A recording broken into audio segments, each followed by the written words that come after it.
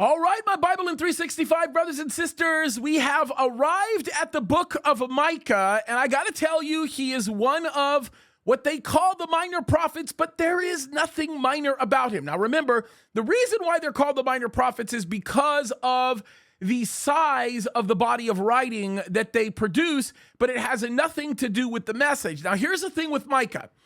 If you care about your country, and you are concerned about seeing your country get to a better place as a result of getting right with God because of the spiritual degradation that took place that got it there in the first place, the book of Micah is the one for you. Now, here's what you need to understand. When you look at the book of Micah, there's a few things you have to realize right off the bat. They're the same things that I talked about in the previous summary, but they're important things, right? First of all, Micah was a prophet who prophesied in the southern kingdom. That means the kingdom of Judah, right? So that was the smaller set of tribes that were in where Jerusalem was, the southern kingdom. And he prophesied during the reign of three particular kings. One was Jotham, Ahaz, and Hezekiah. Now, it is important to note that Jotham and Hezekiah were both pretty godly kings. There were some mistakes that were made, but Ahaz was an absolutely wicked king. He was terrible. He was not a good king, and he actually did a lot of very awful things. Now, here's the thing you need to know about Micah because of the tenure of his ministry. He witnessed his government go really, really south. He witnessed lots of evil things being yielded to and capitulated to, and he also witnessed the government recover. He witnessed the nation actually get right back to the Lord. And so when you read through all of the things that Micah speaks about, I want you to understand that as he speaks about all of these things, we can learn from the patterns established in his words to know and understand how we should be looking at the condition of our nation. Now, here's the deal, and you need to understand this with Micah.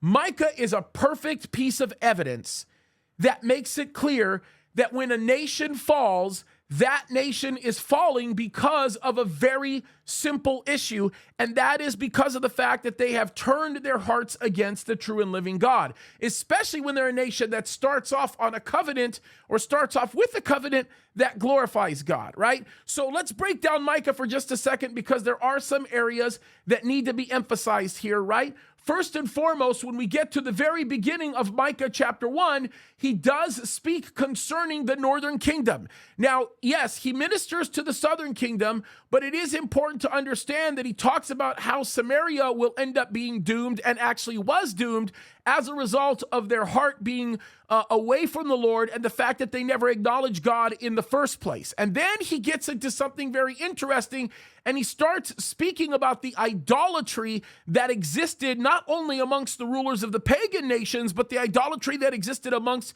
the rulers that were actually in the nation that he was ministering to. And the reality of it is he recognized the fact and made it very clear that that brutality, that wickedness, that evil had a huge part to play in the direction that the nation was going to go and in which the nation went. Now, after he spent some time talking about the pagan nations and talked about what was going on with the northern kingdom, he then begins his what I would call indictment of the southern kingdom. And he starts speaking against the leaders and the inhumane cruelty that was going on, especially amongst the ruling classes. And this was something that was beginning to happen as they were beginning to take their eyes off the Lord, right? And so Micah pronounces in essence, that Jerusalem was going to be destroyed, that it was going to be doomed. And of course, he knew that this would happen after the fall of Samaria, but he certainly knew that what would take place in that moment was going to be something that was significant, right? And then as we get into Micah chapter 4, he talks about the fact that there will be a moment, there will be a time where the nation will come together as a whole, and they will actually be made right with God, and God will actually restore the nation of Israel. And it's a pretty powerful thing when you read it. Then when you get into Micah chapter 5, we are getting into a discussion of the Messiah, that is Jesus. So there are some amazing prophecies that get fulfilled there. So I want you to spend some time taking a look at those prophecies, and then I want you to understand the issue that God brings up with them in chapter 6. And this is important for you personally, because when you read Micah chapter 6, the area of Micah that you really need to understand in this chapter is very, very simple, and it's profound, and that's this.